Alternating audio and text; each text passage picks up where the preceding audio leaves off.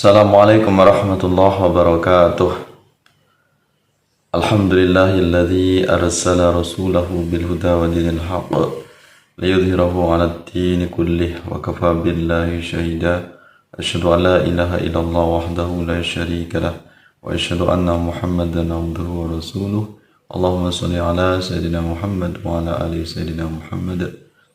Para alim, para ulama, asatidz wal asatidah, para kiai, sahabat-sahabat, teman-teman semuanya dimanapun Anda berada, mudah-mudahan Anda selalu dalam lindungan Allah Subhanahu wa Ta'ala, dilimpahkan segala nikmat, segala rahmat, segala taufik dan hidayahnya. Mudah-mudahan kita selalu berada di dalam ketaatan kepada Allah Subhanahu wa Ta'ala sepanjang hidup kita sampai akhir kehidupan kita, selalu melaksanakan apa yang diperintahkan oleh Allah Subhanahu wa Ta'ala. Amin ya rabbal alamin.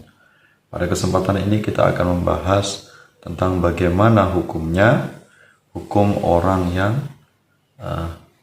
mensalatkan jenazah selama hidupnya. Jenazah ini berbuat dosa, berbuat fasik dan tidak pernah melaksanakan sholat. Ya, hukum mensalati jenazah yang selama hidupnya berbuat maksiat, berbuat dosa, berbuat fasik, dan enggan melaksanakan sholat. Nah, ini yang akan kita kaji, bagaimana hukum Islam, pandangan Islam mengenai orang yang demikian itu. Ya. Nah, perlu kita ketahui bahwasanya orang yang meninggalkan sholat atau orang yang tidak mau melaksanakan sholat ini bisa kita bagi menjadi dua kategori. Yang pertama, kategori pertama ini adalah orang yang tidak mau melaksanakan sholat karena dia mengingkari kewajiban sholat. Ya, dia tidak mempercayai bahwasanya sholat ini adalah bagian dari rukun Islam. Artinya dia mengingkari, dia tidak menerima bahwasanya sholat ini adalah bagian dari rukun Islam yang menjadi kewajiban bagi umat Islam. Nah, ini artinya orang tersebut sudah murtad atau keluar dari Islam. Ya, berarti dia walaupun lahiriahnya dia Islam misalnya, tapi secara batiniah dia sudah murtad atau menjadi kafir. Kenapa? Karena mengingkari salah satu dari rukun Islam. Ya, kita tahu yang namanya rukun ini adalah kewajiban.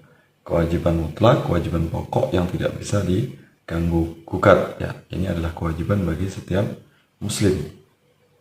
Nah, ini kategori pertama, orang yang tidak sholat karena dia murtad atau tidak meyakini tentang kewajiban sholat. Ya, jadi dia ingkar, ya, mengingkari tentang perintah melaksanakan sholat 5 waktu bagi setiap muslim. Nah, inilah orang yang dihukumi kafir, maka dia tidak boleh jenazahnya disolati. Ya, maka dia dilarang jenazah tersebut disolati karena dia sudah menjadi kafir atau murtad, keluar dari ajaran Islam. Yang kedua ini adalah orang yang enggan melaksanakan sholat, tidak mau melaksanakan sholat ini karena malas. Ya, karena malas, karena hawa nafsunya, sehingga dia menunda-nunda atau tidak mau melaksanakan sholat. Nah, ini bagaimana hukumnya?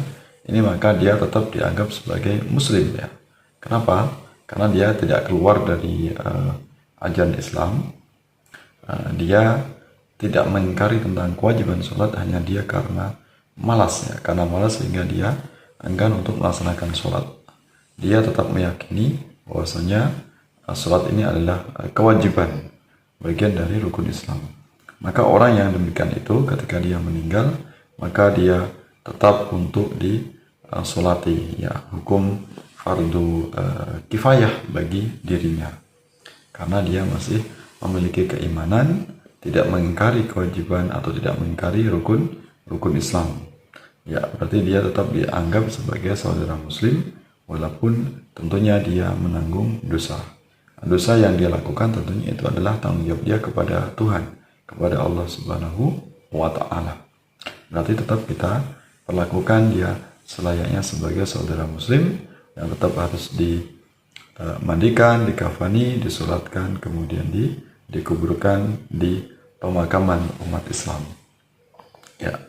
Nah, ini sebagaimana dalilnya tentang kewajiban kita untuk mensolati jenazah yang dia itu adalah berbuat fasik, berbuat dosa, ahli maksiat, tapi dia meninggalkan sholat hanya karena malas, bukan karena mengingkari tentang kewajiban sholat.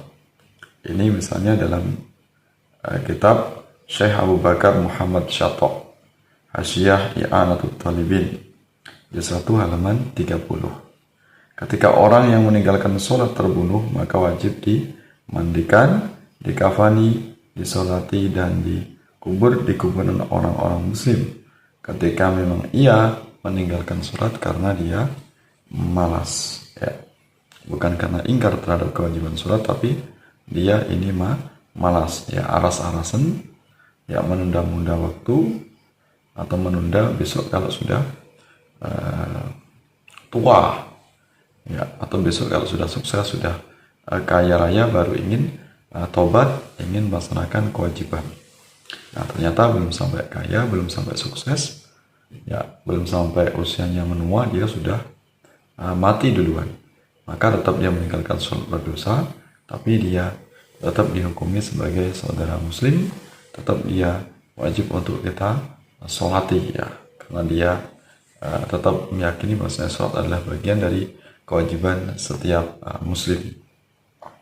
Ya, nah ini. Kemudian dalam keterangan yang lain dari kitab Al-Majmu' ala Syarah Al-Muhadzab, ya, ini Imam Nawawi ini menyatakan, ketika orang yang meninggalkan sholat terbunuh, maka ia wajib dimandikan, dikafani, disolati, dan dikuburkan di kuburan orang-orang muslim.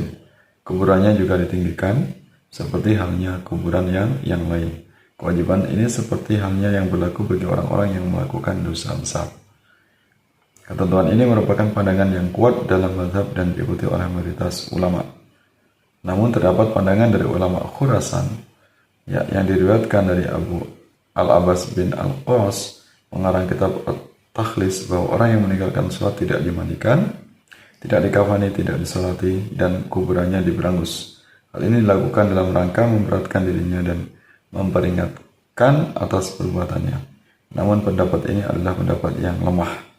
Ya, Syekh Yahya bin Syaraf An-Nawawi, Majmu' ala Syarah Muhadzab, juz 5 halaman 268. Artinya bahwasanya pendapat yang kuat, pendapat yang sahih ini bahwasanya meskipun dia adalah melakukan dosa, bahkan dosa besar, selagi dia tidak murtad, tidak keluar dari ajaran Islam, tidak mengingkari kewajiban sholat, maka tetap dia wajib dimandikan, dikafani, disalatkan, dan dikuburkan.